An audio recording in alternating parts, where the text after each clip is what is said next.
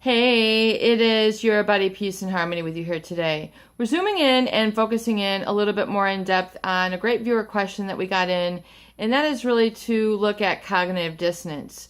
How this gets set up in an individual who has been associating with a malignant narcissist, a psychopath, an individual who is living a life of pathological self-importance and with a lack of empathy, and furthermore exploits, hurts, emotionally manipulates, emotionally damages, or seeks to furthermore deliberately hurt and set up a circumstance where one is repeatedly the target, victim, or scapegoat of emotional manipulation, slander, pathological lying, really sort of a very uncomfortable experience known, which then creates cognitive dissonance, which creates an original feeling of connection, love, or sharing, oftentimes, especially with a psychopath. A psychopath will set up an initial relationship feeling like you are just like me. We love the same things. We both enjoy this. We are both that. They will mimic the behavior, the feelings, and the needs. And when I mean mimic, I mean pretend to relate to, connect with, share. Yet they, in reality, from a neurological, scientific, medical basis, they do not have the neurological wiring to do this.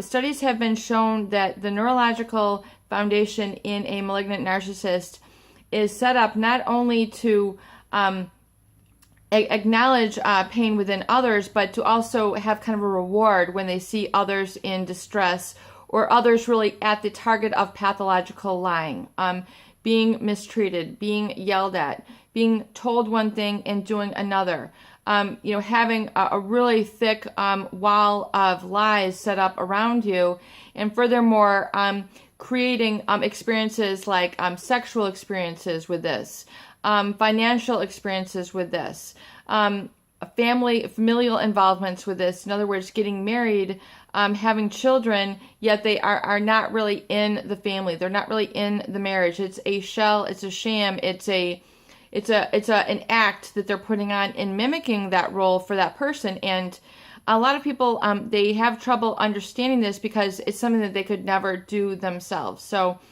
it's oftentimes a very shocking experience and a horrible, emotionally painful situation for people to endure. If this was your family member and this has been with you since the beginning, if this is something you've been married into or are working in your work environment, it becomes very difficult, and there's a lot of psychological tension which can overwhelm, and that oftentimes is known as cognitive dissonance, where your feelings, behaviors, and choices are not connected with really, your what your mind is telling you. It's having inconsistent thoughts, beliefs, or attitudes, especially as related to how you behave, your decisions and your choices and your attitude change. So it's like a self-violation. It's going against the grain of your inner knowing, what you feel that you should be doing. So really, we see a very profound, even physical takeover of people when they are engaged with this. And, it's almost on the level of paranormal, where people will all of a sudden begin to become very hyper vigilant, very suspicious. They'll begin to, leave their work, leave their home, to try to hunt this person down or figure out where they are if they can't find them on text or Instagram or however, Facebook. They'll be kind of following this chain of clues, which then becomes, a psychological warfare. They'll begin smoking or drinking things that they'll have this inner compulsion to begin these radical behavioral changes, and it has nothing to do with what they really value, who they really are, what they really want. And so we see this state of cognitive dissonance, which is a state of psychological tension where someone is still trying to kind of they're still addicted to the presence of this person, or making them happy, or trying to resolve this tension.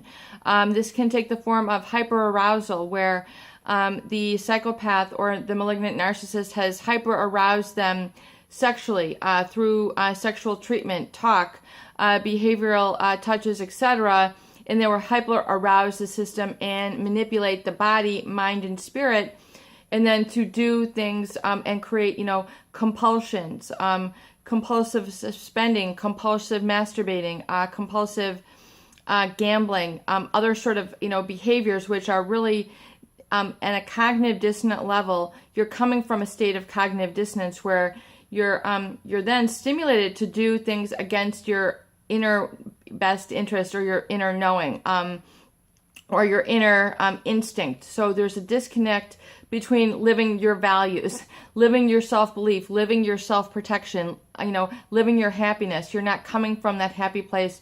You're coming from a state of cognitive dissonance. And this is created, this is projected, this is set up oftentimes by a malignant narcissist or a psychopath, where they will say one thing and do another. So they'll get you used to this psychological tension. In other words, treat you poorly but give you money. Treat you badly but give you gifts. Treat you poorly but invite you to do certain things. So it creates a real tension, psychological tension, and a lot of people, I think, originally they're not able to identify this spectrum of feelings, this spectrum of cognitive dissonance. They don't have a name for it. They just know that they're kind of going along with the crowd, or they feel hurt inside, but they're going along with it anyway. People going to church and breaking down crying. They don't know what's wrong. They're in a state of cognitive dissonance. They can't put a label to their deep feeling, why they're so sad. While, they don't know why they're crying. They don't know why they feel like they're not in their element. They have sort of a depersonalization experience sometimes with this as well, where they feel like they're not really living their life or their life purpose. There's this disconnect. There's a psychological discongruence between their behaviors, their beliefs, and what should be in place, and then what they're behaving as. So this is very uncomfortable.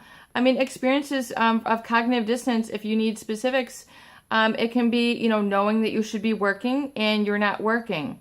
You're texting, you're sending photographs, you're doing Instagram, you're not being productive. You're not being wise with your money. You know that you should be saving, or you should be saving for, your financial obligations, your basics, your phone, your cable, your internet, your home. You should be, paying money for this, but the money is going to something else to try to keep this relationship together. It could be vacations, trips, clothing, restaurants, jewelry, whatever it is that you're doing, which is kind of contrary and contradictory to your own best interest, but it's yet becoming an addictive state or a lifestyle. Cognitive dissonance on the part of the psychopath can, or malignant narcissist can be saying one thing and doing another, promising to get engaged to you, promising to get a home with you, promising to be a business partner, promising, that they're your mother, or, that they have that label in your family, or they, this is your spouse, yet they're not behaving at all like a spouse. They're not treating you well with respect. They're not engaging in the empathy, of course, which they're lacking. So there's you feel that they're not getting something about you, that there's something missing. So you have this kind of feeling inside, but you keep on in the relationship because you're telling yourself a story that this person is so important, or, I'm obligated to this person for some way. I'm trauma bonded to this person. I'm psychologically attached. I can't live without them, which is, then you're telling yourself a lie, because you can live with somebody. You can, and you need to be psychologically autonomous. You need to be conscientious, or at least working for that. Financially independent, physically independent, where you're able to be attuned to and take care of your needs. That you know how to eat, you know how to sleep, take your medications, go to your doctor visits. Basics like this, which are part of you becoming important. Someone telling you that they're the love of your life, and but they're acting, they're not treating you that way. Their behaviors are contrary to them telling you this. They don't support you. They don't value you, your time, your interests. They're not following through on what you're enacting in the relationship. Perhaps they're letting you down on a lot of promises, and it's not just about being late. It's about them being in a shell or a facade of a relationship with you and then behaving completely different as soon as they're gone. So they might put on a very, like they're, a lot of people might say it's their best act. They're very smiley, very charming, very helpful. They might take you out to dinner. They might do the dishes. They might make plans for the dinner. And then, quick, let's go. They have a real different sort of disconnect with which you might see an exposure of their true feelings. Let's leave this person. And then they'll talk horribly about them, after the event, or they're not really supportive. They're in it for ulterior motives. They're in it for money. They're in it to, wipe you out of your property. They're in it to wipe you out psychologically. They're trying to get something. And they can even, get something from the relationship, such as mimicking your emotions, mimicking your genuineness. All of a sudden, that is a your very being is open for target. And so it's this is psychological cognitive dissonance. It's created up. It can be on various levels. And if you have experienced this, you need to separate. You need to disengage from this person. No matter how impossible that might seem, no matter how illogical this might seem, this is your parent. They've been in your life from the beginning. You've always felt this cognitive dissonance, and you're trying to break free. You're like the butterfly that's really trying to break off of that shell. Little by little, it might become new. It might become, unfamiliar to you to, not call them, not talk to them, not be there for them, not think about them all the time, not plan to be there for their birthday parties, their, celebratory events, and not kind of refer to them in your same mind through the same allegory or anecdote that you usually do. That you have to kind of get a realistic, what I'm going to call basically emotional sobriety, understanding of them, and then treat them with emotional sobriety. It's like you have to change. You have to become a changed person when you're with them. And please try this. Please try this and see how this can succeed and work for you. When you are no longer tolerating this behavior, this cognitive dissonance, you're no longer in the realm of psychological reciprocity with someone who is hurting you, manipulating you, treating you with disrespect, belittlement, judgment, hypercriticism, hyperarousal, pathological lying, smear campaign, talking bad about you behind your back, or treating you one way in your face and then treating you another way to other people. It is time to say, I don't deserve this. On this level, I don't deserve this. I'm cleansing this out of my being. I'm not absorbing this treatment into my being, and I'm separating my feelings from this event. I'm separating my feelings from this person. So hitherto, this person might be very significant, important, a family member. You might have time invested with them, money, resources, objects like a home, furniture, children. You might have family ties, emotional ties, but sometimes it is very important to break these ties, as illogical as it might seem, as much as, this should not happen to you. You don't deserve this. This is true. You don't deserve it, but you deserve to get into a new feeling state, a new story for your life, which is based in the positive, which is based in safety, which is based in security, which is based in wholeness, integrity, independence, and sort of that inner reservoir of self-control and self-validation and self-belief. And that needs to become experiential for you, where you need to then bring this experience into your life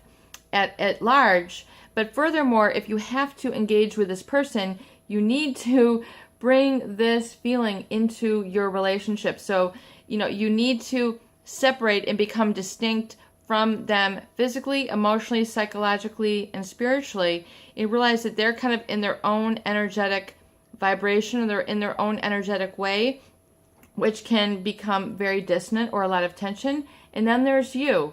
You are operating on a whole different vibrational level, where you have emotional sobriety, you're seeing things clearly, you're making excellent, awesome decisions, you have your life together, you have your feelings together, you're focused, You can see what's going on. You're getting your needs met.